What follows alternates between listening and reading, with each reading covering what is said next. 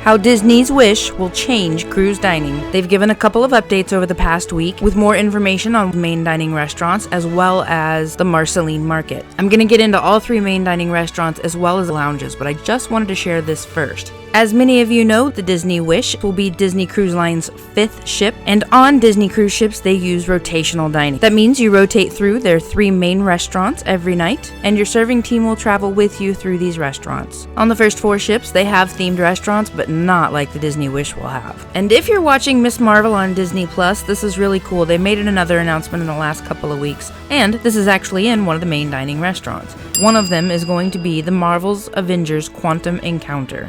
Marvel is a cinematic dining experience. Join Ant-Man and the Wasp during Avengers Quantum Encounter. Quantum Encounter is Disney Cruise Line's most ambitious dining experience ever. It's like dining inside an epic Marvel movie. Leap into your own heroic role, using an interactive quantum core at your table to shrink and grow objects at the push of a button as you take part in an action-packed Avengers mission that unfolds around you. Throughout dinner, guests take part in a hands-on demonstration of the latest and greatest PIM tech, the Quantum Core, hosted by Ant-Man and the Wasp. But this tech is so advanced that it attracts a very unwelcome visitor to the Disney Wish, Ultron, who is eager to get his hands on this powerful quantum technology. Captain America and Captain Marvel arrived just in time to take on an army of Ultron's sentries in an Avengers-level battle on the upper decks of the ship. With them is hero-in-training Ms. Marvel, who puts her cosmic powers to the test, alongside some of her favorite Avengers, while totally fangirling the whole time. And they say, quote, "We are so excited to be the first Disney vacation experience to feature Iman Vellani in this groundbreaking role." I hope I said her name right. I really love her. She's really good in Ms. Marvel. We've really enjoyed watching it. Okay, that was not in the actual quote.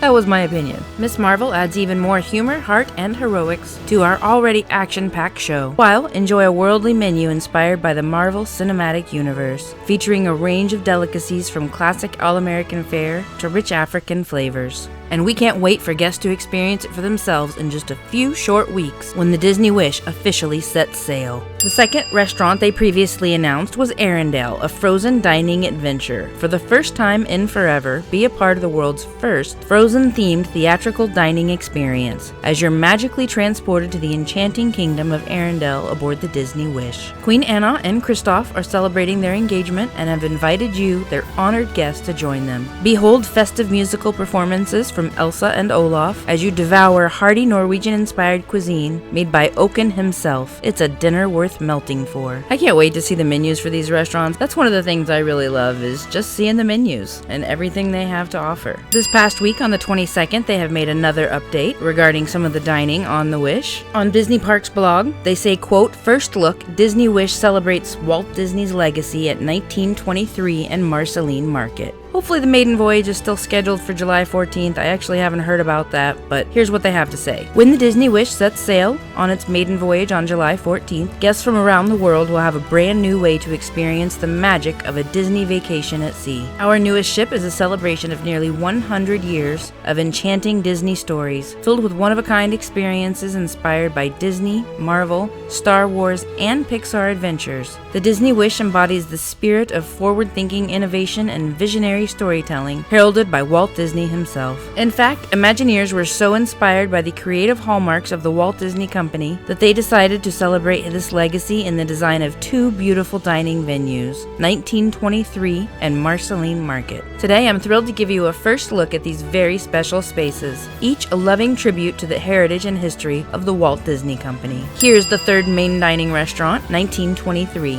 Animation has been at the heart of the Walt Disney Company from the very beginning. When Walt and his brother Roy started the company on October 16, 1923, it was Hollywood's first cartoon studio, and it was only a matter of time before their animated films revolutionized the entertainment industry. Named for the year the Walt Disney Company was founded, 1923 is one of the 3 main dining venues families will enjoy each night on board the Disney Wish. This elegant restaurant combines classic Hollywood glamour with a dash of Disney whimsy, providing an inside look at the evolution of Disney animation. Animator's Palette was the animation-centric restaurant on the first 4 ships. You can see how they are definitely a different vibe. Looks like they are both very much based on animation, but also a different feel. Animator's palette is a lot more fun, and 1923 looks more upscale and probably a little more relaxed. But time will tell. Adorning the walls and ornate glass cases around the restaurant are more than 1,000 drawings. Wow, that's going to be really cool.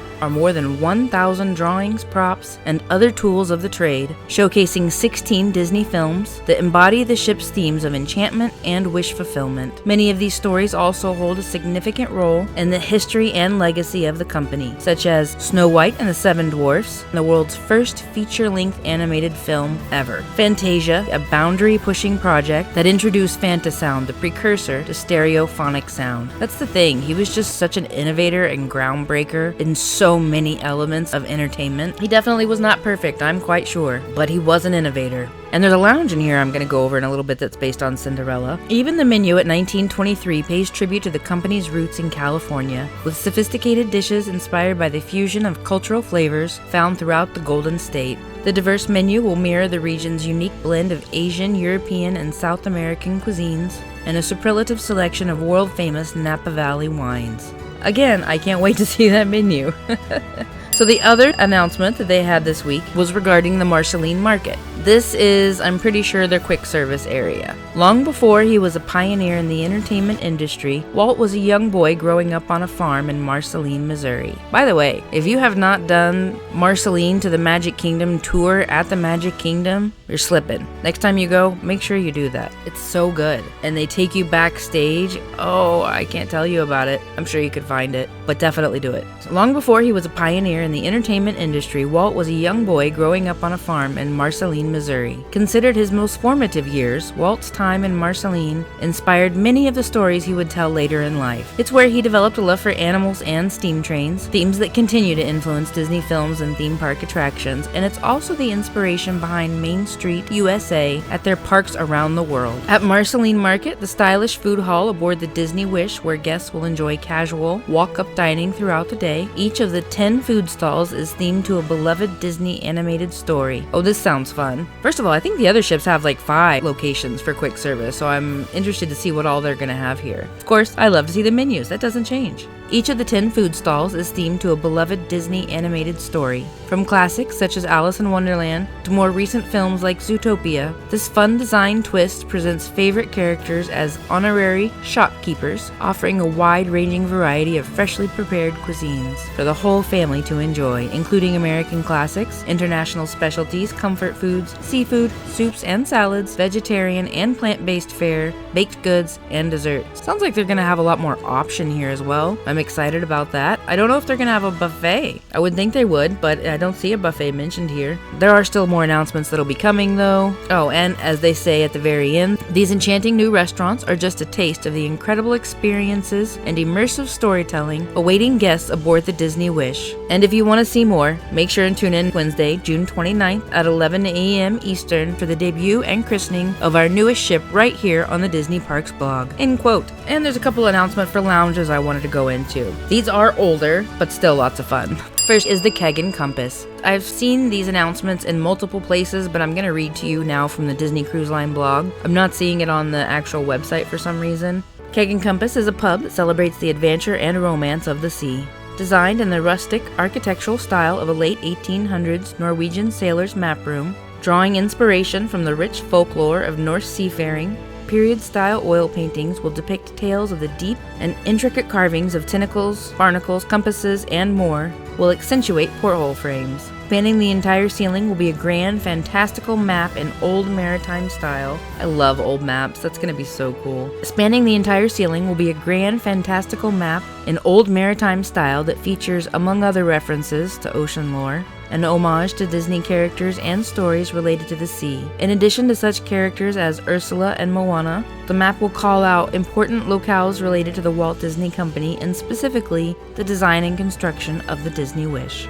This casual setting is perfect for guests to kick back and watch live sports, news, and major broadcast events while sampling a specialized selection of beers, including 3 custom craft brews available exclusively aboard the Disney Wish. along with an assortment of liquors, wines, and cocktails. Nightingales is a refined piano bar inspired by Cinderella's lyrical rendition of Sing Sweet Nightingale in the 1950 film, offering an extensive menu of fine wines, bubblies, and handcrafted cocktails. Classically modern with a soft metallic palette, the predominant design feature will be a glittering chandelier perched above the piano, a swirl of pearlescent bubbles and music notes displaying the song's melody meticulously crafted out of shimmering rose gold. This vibrant lounge will be a thematic extension of the fairy tale inspired Grand Hall from which it stems, with large doors that allow the twinkling tunes to spill out across the atrium, inviting passers-by to stop and stay for a while. I like this soft metallic palette. I've never heard of that verbiage before, but I like it. And next we have the Bayou.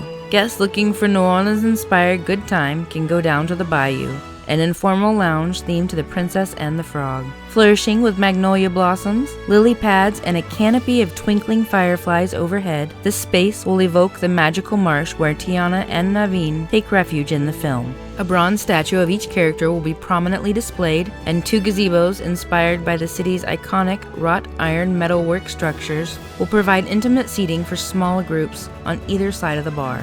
This centrally located venue will offer creative cocktails, specialty coffees, and signature beignets in a lively social atmosphere complete with live entertainment and musical performances. And the fourth one is really a lot of fun, Star Wars Hyperspace Lounge. I can see a wait happening here very fast.